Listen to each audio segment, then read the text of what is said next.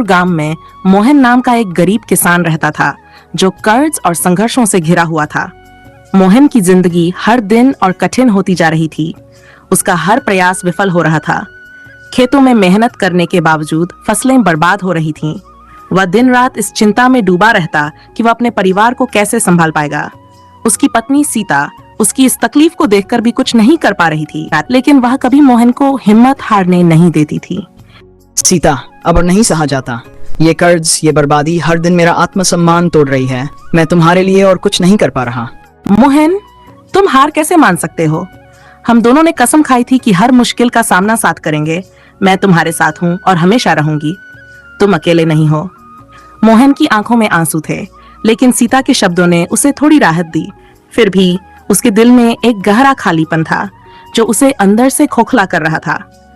कर्ज की मार और गांव वालों की बातों ने उसके आत्मविश्वास को चूर चूर कर दिया था। एक दिन अपने टूटे दिल और थके शरीर के साथ मोहन जंगल की ओर चल पड़ा।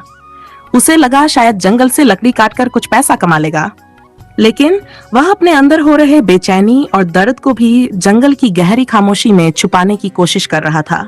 जंगल में अचानक उसके सामने एक विशाल हाथी आ खड़ा हुआ। मोहन का दिल डर से तेजी से धड़कने लगा। वह पसीने पसीने हो गया, मानो उसका अंत आ चुका हो। तभी हाथी की गहरी आवाज ने उसकी सोच को भंग कर दिया। डरो मत इंसान, मैं तुम्हें कोई नुकसान नहीं पहुंचाऊंगा।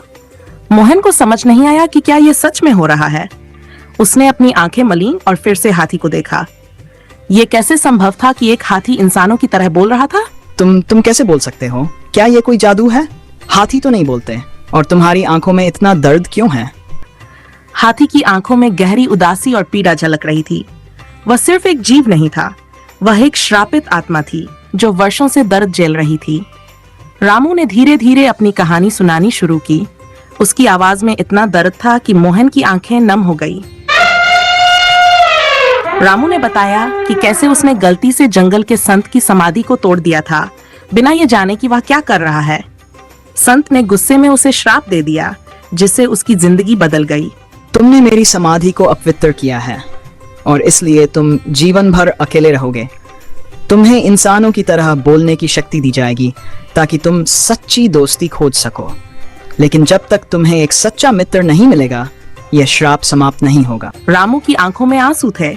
वह अपनी गलती पर पछता रहा था, लेकिन अब उसके पास कुछ नहीं बचा था। वह हर रोज अकेला जंगल में भटकता, जानवरों और इंसानों से दूर। उसकी ये बोलने की शक्ति उसके लिए एक बोझ बन गई थी, क्योंकि उसे कोई समझने वाला नहीं था। यह शक्ति मेरे लिए श्राप बन गई है। मैं एक सच्चे दोस्त की तलाश में हूँ, लेकिन अब तक किसी ने मेरी बात पर विश्वास नहीं किया। मोहन की आंखों में भी आंसू थे। उसने खुद भी जीवन में बहुत तकलीफें सही थीं और अब उसे हाथी की पीड़ा समझ में आने लगी। उसने महसूस किया कि जैसे उसकी अपनी उदासी और हाथी का अकेलापन की धागे से जुड़े हुए हैं। तुम्हारा दर्द समझ सकता हूँ रामू।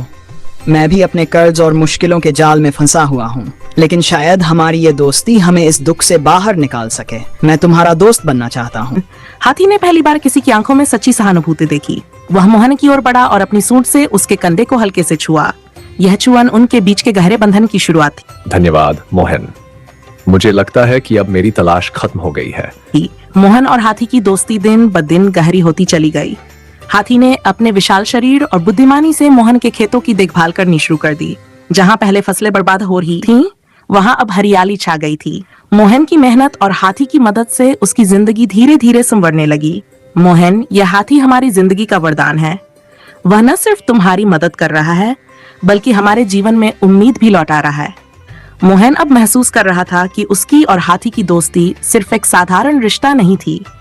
ये उस सच्चे बंधन का प्रतीक थी जो हर कठिनाई को पार कर सकता है।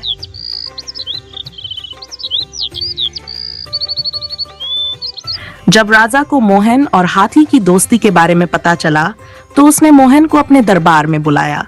राजा ने मोहन की सफलता और हाथी की मदद की कहानी सुनी और उसकी आंखें भी नम हो गईं। उसने देखा कि एक सच्ची दोस्ती किसी के जीवन को बदल सकती है। मोहन, तुम्हारी और रामू की ये मित्रता सिर्फ तुम्हारे लिए नहीं, बल्कि हम सबके लिए एक मिसाल है। ये सिखाती है कि सच्चे रिश्ते ही जीवन की असली दौलत है। राजा ने मोहन को सम्मानित किया और उसे इनाम में जमीन और अनाज दिया ताकि वह अपनी खेती को और आगे बढ़ा सके। जैसे जैसे समय बीतता गया, हाथी और मोहन की दोस्ती और गहरी होती गई। एक दिन अचानक हाथी को अपने शरीर में अजीब सी हलचल महसूस हुई। उसकी सूंड भारी हो गई और उसकी आंखों में आंसू छलकने लगे। मोहन, मुझे लगता है कि अब मेरी तलाश खत्म हो गई है। अब मुझे इस श्राप से आजादी मिल जाएगी। मोहन, मुझे लगता है कि मेरा श्राप अब समाप्त हो रहा है। शायद तुम्हारी सच्ची दोस्ती ने मुझे इस पीड़ा से मुक्त कर दिया है। मोहन की आंखों में आंसू आ गए। उसने हाथी को अपने गले से लगाया, उसकी विशाल सूंड के चारों ओर अपनी बाहें कस दी। वह जानता था कि यह पल बहुत खास था। तुम मेरे सच्चे दोस्त हो रामू। तुमने मेरी जिंदगी बदल दी है और अब मैं तुम्हें कभी अकेला नहीं छोड़ूंगा।